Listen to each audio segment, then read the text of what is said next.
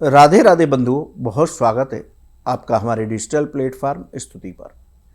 बंधुओं, इस वीडियो में बात करेंगे कि यदि आप पहली बार कावड़ लेने जा रहे हैं या आप कावड़ लाते रहे हैं तो कुछ नियम शास्त्रों में बताए गए।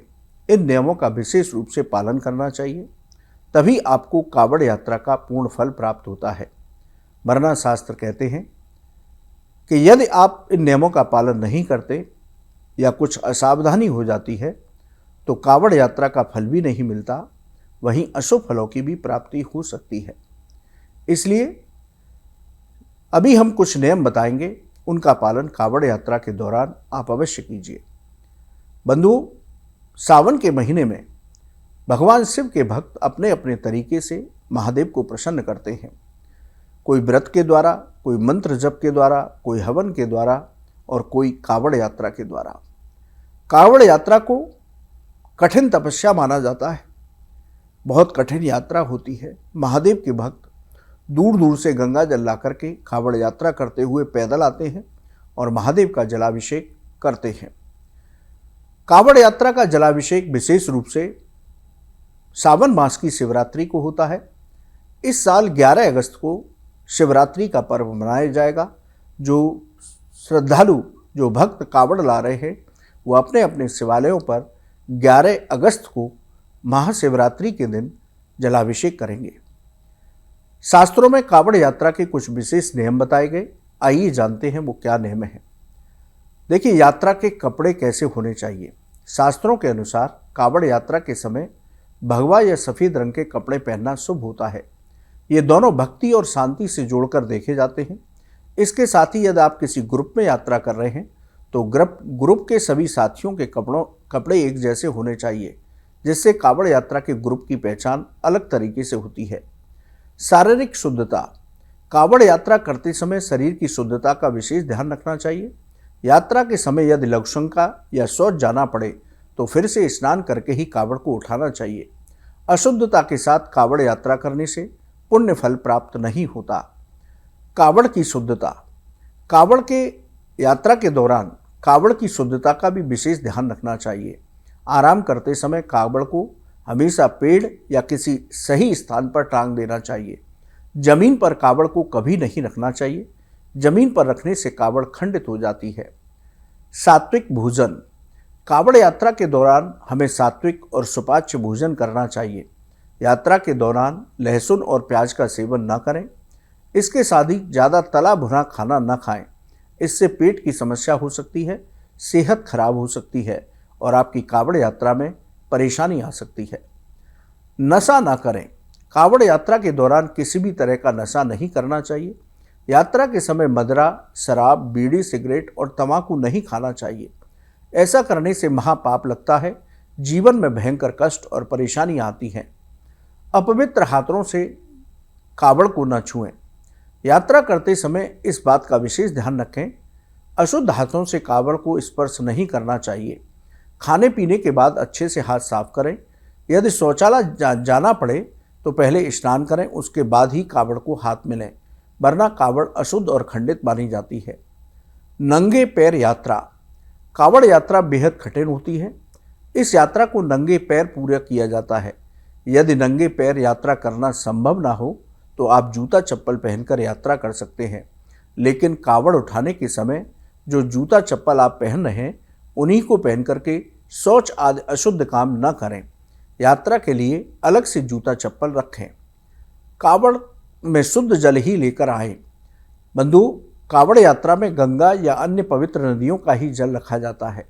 इस जल से यात्रा पूरी होने पर महादेव का अभिषेक किया जाता है। कावड़ में किसी कुएं या किसी तालाब का पानी नहीं भरना चाहिए। शिव मंत्रों का जाप करें।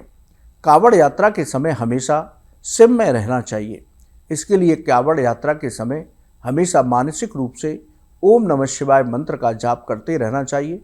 इसके साथ ही महादेव की कथाओं की चर्चा करते हुए यात्रा करनी चाहिए। यात्रा के दौरान निंदा चुगली से बचें। किसी भी तरह की व्यर्थ की बातें और निंदा चुगली करना, झूठ बोलना, इन सभी को यात्रा के दौरान नहीं करना चाहिए। ऐसा करने से यात्रा का पूर्ण फल प्राप्त नहीं होता। दूसरों का अन्न खाने से बचें। कावड़ यात्रियों को अपना स्वयं का अन्न खाना चाहिए। यदि किसी दूसरे व्यक्ति या किसी लंगर में खाते हैं तो पुण्य फलों में कमी आती है। यदि किसी लंगर में भोजन कर रहे हैं तो वहां दान पात्र में अपने भोजन के हिसाब से दान अवश्य कर दें, तभी आपको कावड़ यात्रा का पूर्ण फल प्राप्त होगा। यदि आप किसी भंडारे में खाएंगे, किसी लंगर में खाएंगे तो आपका पुण्य कम हो जाएगा। क्रोध और गुस्सा करने से बचें। कावड़ यात्रा के दौरान किसी भी बात को लेकर क्रोध और गुस्सा करने से बचना चाहिए। ऐसा करने से पुण्य फलों में कमी आती है।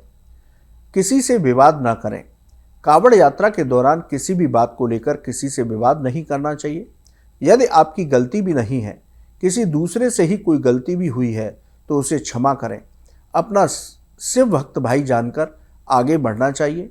किसी आम आदमी से भी कोई विवाद नहीं करना चाहिए।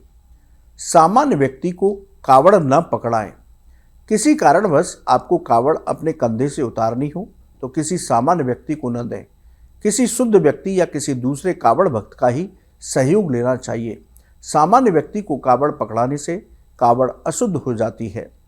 बाल और नाखून न काटें। कावड़ यात्रा के दौरान बाल और नाखून नहीं काटने चाहिए। ऐसा करने से भी कावड़ यात्रा का पूर्ण फल प्राप्त नहीं होता।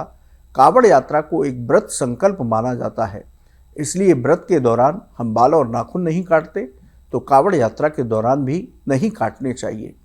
ब्रह्मचर्य का पालन करें। कावड़ यात्रा शुरू करने से लेकर मंदिर में जलाभिषेक करने तक ब्रह्मचर्य का पालन करना चाहिए। मन में गलत विचारों को लाने से बचना चाहिए। ऐसा करने से महापाप लगता है। किसी का अपमान न करें। कावड़ यात्रा के दौरान अपने बड़े या छोटे किसी भी व्यक्ति का अपमान नहीं करना चाहिए। किसी के लिए भी निंदा सूचक शब्दों का प्रयोग करने से बचना चाहिए। बंधु, अगला नियम है गंदगी से बचना। कावड़ यात्रा के दौरान किसी भी तरह की गंदगी करने से बचना चाहिए। कोई भी सामान फेंकना हो तो उसे सामान्य सड़क पर ना फेंकें। आपके बाद उस सड़क से दूसरे कावड़ियों को भी गुजरना है। हर सामान कूड़ेदान या एकांत स्थान पर डालें। स्वास्थ्य का विशेष ध्यान रखें। कावड़ यात्रा के दौरान अपने स्वास्थ्य का भी विशेष ध्यान रखना चाहिए। समय समय पर पानी, फल आदि सात्विक चीज़ें खाते रहना चाहिए, जिससे कि आपकी यात्रा बिना किसी व्यवधान के पूरी हो। ध्वनि प्रदूषण करने से बचें।